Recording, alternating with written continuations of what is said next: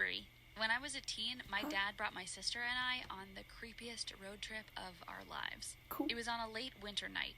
My dad came running into the room and threw bags at my 6-year-old sister, Jenna, and I. When I realized it was midnight, I asked him what was going on. He said he was sick of the cold and we were moving to Mexico. I told him I wasn't moving down there, but he laughed it off like he was telling us a joke. He just told me to grab my passport and all my cards and get in the RV. Wait, you have your own passport? It was late and I was tired. And before I knew it, he took us out of bed by force and we were in the RV. My dad was acting very weird. He switched the license plate on the RV, and when he started driving, he was sweating like crazy. I tried to ignore it, and I sat in the back on the bed with Jenna. Eventually, she and I fell asleep. I woke up to my dad ripping my cell phone out of my hand. I was scared he was going to look at my messages, but he threw my phone out of the window like a crazy person. He threw his phone, too. Suddenly, he was closing all the blinds and ordering me to sit in the back of the RV. I was too scared, so I obeyed. While I was back there, I couldn't help but notice a box underneath the bed. Inside, I found a bunch of fake identities with all of our photos on them.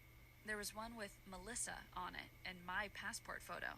It dawned on me that this wasn't just Dad being weird like he had been in the past. This was bad, like really bad, and I was old enough to know what was going on. Jenna woke up and started crying, so I hugged her and told her to be good, while my dad kept screaming at her to shut up. But she kept crying, and things Child abuse escalated quickly, really quickly. He started driving like a maniac all over the road. Things were flying out of cabinets Could you just run over car? and nearly knocking me out. As I ran up to him, I had to grab the edges of the counter just to stand straight. Jenna started screaming from inside. I yelled, but he wouldn't answer me.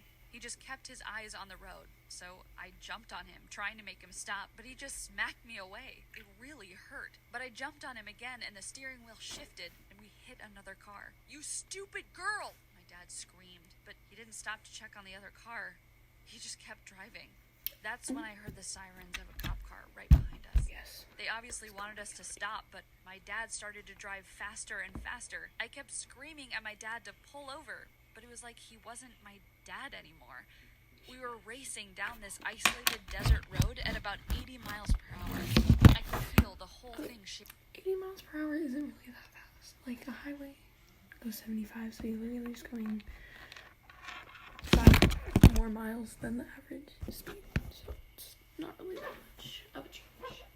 But I mean, like, Shaking as he drove faster and faster and faster. Soon he had taken a sharp turn up towards a mountain road. Behind us, I could see the cop cars spinning out in the dust, but they kept following. Suddenly, I heard a loud pop behind us. the car blew In the up. rear view, I watched the cop's tire fly off as it popped. What kind of dumb luck was that? How had we managed to outrun a cop in an RV? Those are things that would have been going through my mind, but honestly, I wanted the cop to get us. I was scared of my dad and confused about what was going on. We I would managed too. to get to this shady car dealership in the middle of nowhere. Dad Shady cars. Like that. Wow. traded our RV for a smaller one, and we Can't were on just the buy a road car like that nothing had ever happened. When we stopped for gas, I wasn't allowed to go inside the gas station. I stayed behind, but through the window I could see the TV. On it, there were photos of my dad and Jenna. The words underneath said, "Kidnapped child on the run." My heart began to pound. It couldn't be. I looked at Jenna. Really looked at Jenna for the first time. She looked nothing like me. People had always pointed it out, but how had I been so blind? Who knows if my mom even went to jail? Who knows if my mom was even pregnant? For all I know, my dad just kidnapped Jenna to make himself feel better after Mom left. When Dad got back, I confronted him. I asked how he could kidnap a child. He said that he had done something stupid in the past. Jenna was his wife's daughter, and he loved her like she was his child. He couldn't stay away from her. I was panicking. I couldn't believe this. I begged my dad to pull over and turn himself in. And for a moment, I thought that if the cops could see what a good dad he was, most of the time, then maybe they would just let him keep raising us. Maybe everything would be okay. But he refused. He talked about how I would never see Jenna again. Okay, so first of all, they're not just gonna let someone go just because they're a good dad. If you kidnap a child, they're not gonna let you go because because you're good at parenting. What kind of world do you live in? About how our family would be blown apart, I realized for the first time that losing my sister could actually happen. So I got in on my dad's plan. We were going to make it to Mexico and continue living as a family. Everything was going okay, but then we got to the border. We knew they'd be looking for us. But we had a new car, we had fake identities. We'd even changed our hair and gave ourselves weird accents. Sure, we could get away with it. The border was covered in agents. I was shaking as we pulled up. Everyone seemed to have a weapon, and I could see our faces plastered Why? Why would they be all over the everywhere. border? I hid in the back with Jenna, but we both knew that Also, how do wouldn't they do have so your much. faces? We You made it really through the just first got checkpoint, cheese by and we were both feeling okay. But when we came to the second, we saw a group of men recognize us. They came running for the RV. My dad slammed us in reverse to get us out of there. We smashed into cars on our way, and we were racing to get out of there. But someone put down a spike strip. Every single tire on the RV burst open, and the whole RV was laying on its side. I watched from the ground as they managed to get in, and I put my dad in handcuffs. But I wasn't done. Maybe I still had a chance.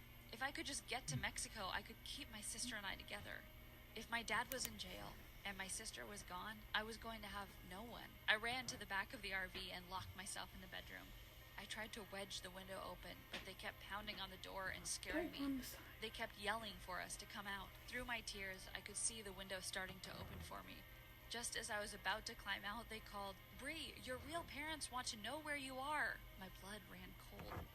My real parents? My real parents? What were they talking about? I was the kidnapped kid? It wasn't Jenna? In my daze, the cops managed to open the door. Everything after that was a blur. But when I got to the station, they explained I had been kidnapped. The police and my biological parents had spent 15 years desperately trying to find me. I felt absolutely sick to my stomach. I asked if I could speak to my dad, the man who raised me, and they gave me permission. My dad said when he was younger, he and my mom had wanted a baby, but weren't able to have one. It got to a point where she had threatened to leave my dad if they never had children. My mom was about to divorce him. He decided that he'll go to the hospital and pretend to be a nurse. When my biological mom was waiting to see me, he was able to get in and take me without anyone noticing. He stole me. When he brought me home to his wife, he told her that I was her baby. She was happy about it and pretended like everything She was would have just to. normal. 8 years later, they were finally able to have. She would have to get pregnant. She's like, "This is your baby. You got pregnant without you even knowing." Oh my gosh! Thanks, baby. have a Love baby. it. That's when Jenna was born, but by then, their marriage was ruined. I was in complete shock. My whole life was a lie, and I had no clue. But to tell you the truth, something in me felt very relieved to know that I was not related to those people. The minute after they let me see my dad, the cops put me in a car. I assumed we were going to go collect my things from the house and get Jenna, but the reality was so much worse.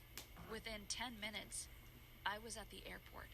They told me I was going to fly to New York with a case manager by my side to be with my biological parents. Jenna was going to stay here with a foster family.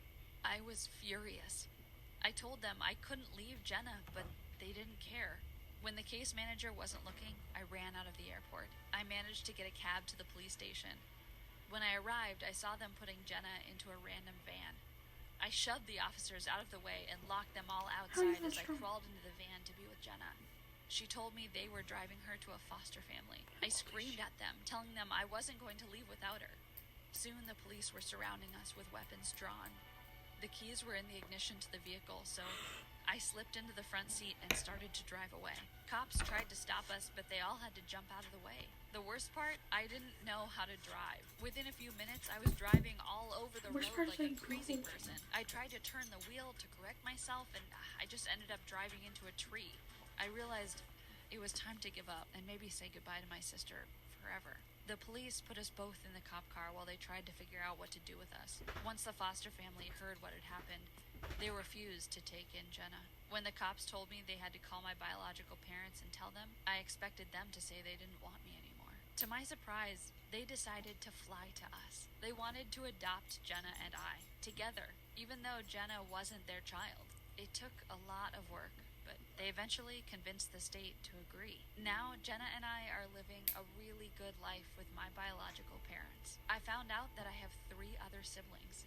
And They look seemed nothing very like friendly, but it was still hard for me and Jenna to feel comfortable in a new family. they're like I all never there. thought I could feel close to one of my siblings as I do to Jenna. In fact, we had a lot of arguments with my 3 other siblings at first. But after a while, we all got How along old is together. your And for the sister? first How time do in you- my life, I felt like I belonged somewhere in the world. Like I finally had a real family that loved and cared about me.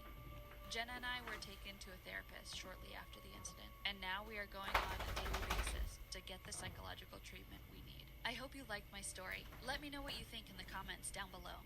Don't forget to like this video and subscribe to the channel for more. Same thing what she said, but for me. Like, subscribe, post notifications, you know. Anywho, bye. Hope you have a wonderful day. Comment stuff that I should do. And